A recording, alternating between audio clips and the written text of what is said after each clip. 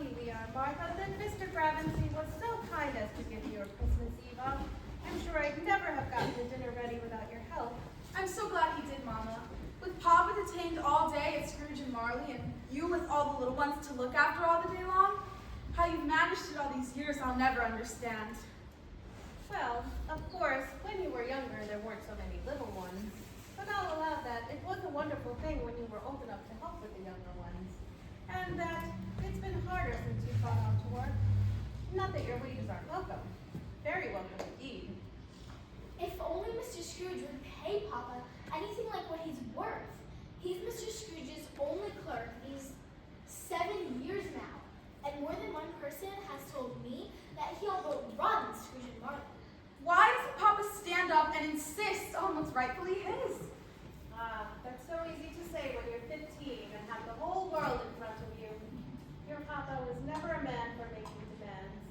And now that he has so many other mouths depending on him, he's not in a position to be making demands. Well, I wish he was. And I wish he was here. I want to eat. I want to eat too. Now hush yourselves, all three of you. You know we can't eat until your father gets home. And your brother Tim, too. Yes, but why don't they come? I'm hungry. We're all hungry, you impertinent scalawag, but we shall not break bread until your father, fine man that he is here to break it with us. That's true. You know, it's Christmas, Peter. And it wouldn't be Christmas without the whole family together. Yes, but why don't they come? It's been ever so long. Well, he has to take Tynington to church. And you know that Father always has to work late on Christmas Eve on account if he works for Mr. Scrooge. Ah, that miserly old skinflint. What's a skin? Skinflint. Mama, she's finishing my words again. Belinda, you let your sister talk. But she was taking so long. No, Papa is taking so long. I'm hungry.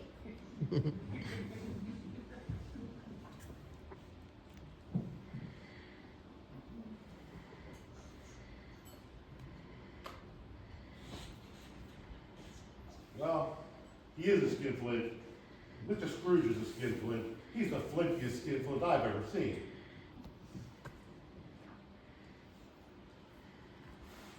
Why don't you just hold your tongue, you old rumpot? A fine way to be talking on Christmas. Here, Belinda, do your impression of Mr. Scrooge.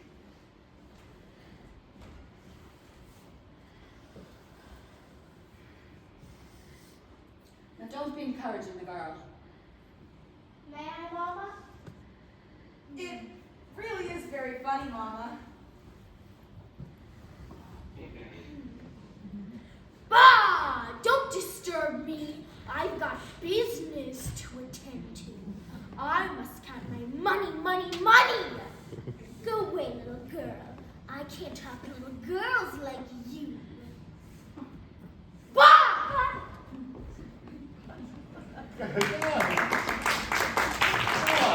You live your old high life. You got him exactly, my girl.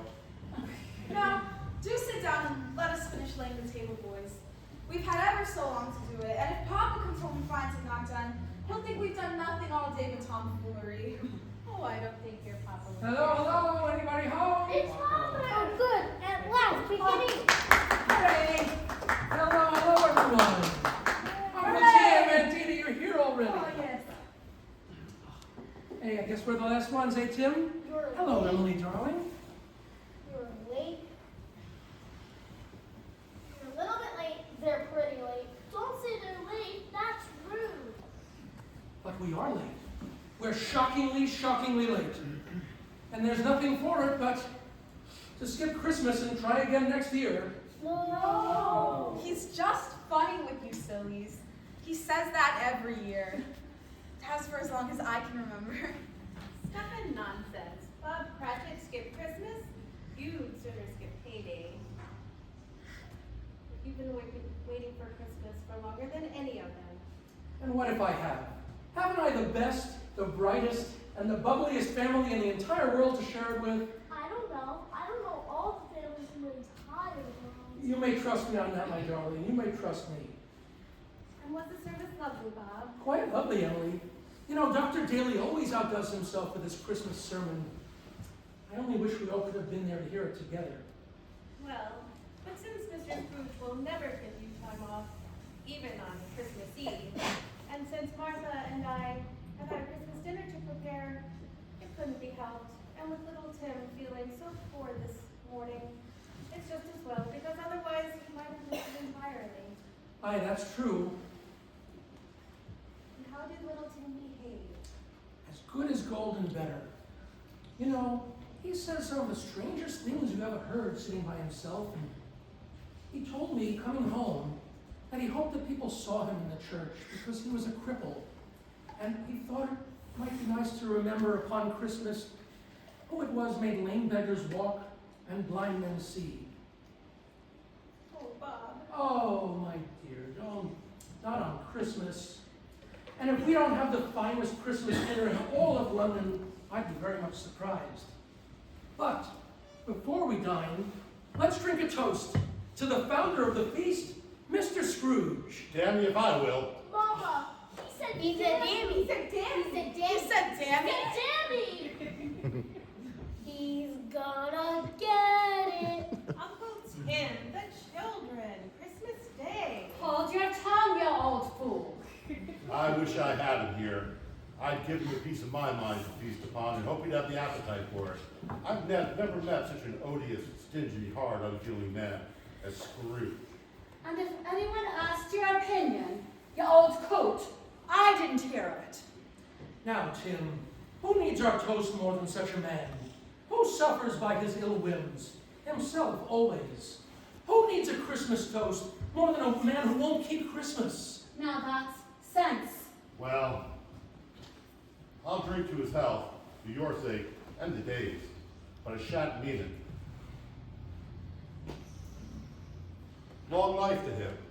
Merry Christmas. Happy New Year. Like he'd know those things if he fell over them.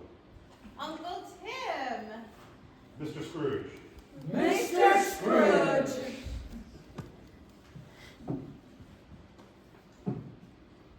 Now we can eat. No, not quite yet, Peter. There's one thing more before we can do that. The blessing. Right you are, my darling girl. Each year, one of us leads the traditional Christmas blessing. And if I'm not mistaken, Belinda has led us in it for the past 2 years. But I think there's someone who's quite ready for it. Me lead the blessing? Oh, Father, I couldn't. Nonsense. Of course you can. Unless you'd rather not. No, Aunt Edie. Indeed, I'd rather. Who is more blessed than I am? I'm just not sure if I can remember it all. Daddy can help you, Tim. He always does. Well, maybe. If you promise not to laugh, we won't laugh. I might. You do and I'll box your ear! Now, children, it's Christmas. No one will laugh, Tim. Here, I'll start, and you come in when you're ready.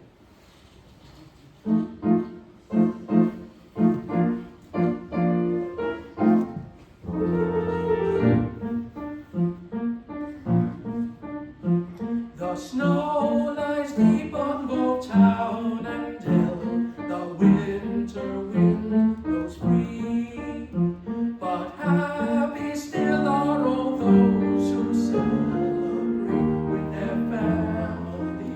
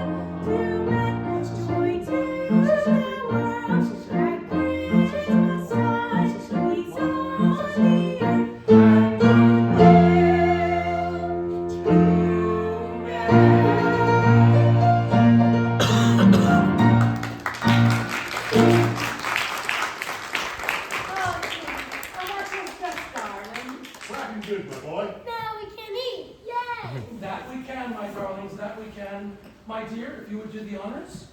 Mind you, it isn't everything it might be. Nonsense. Anything that we can eat together is a feast fit for a king. Right, Peter? Well, Right, Peter? yes, Dad. There now. So now for it.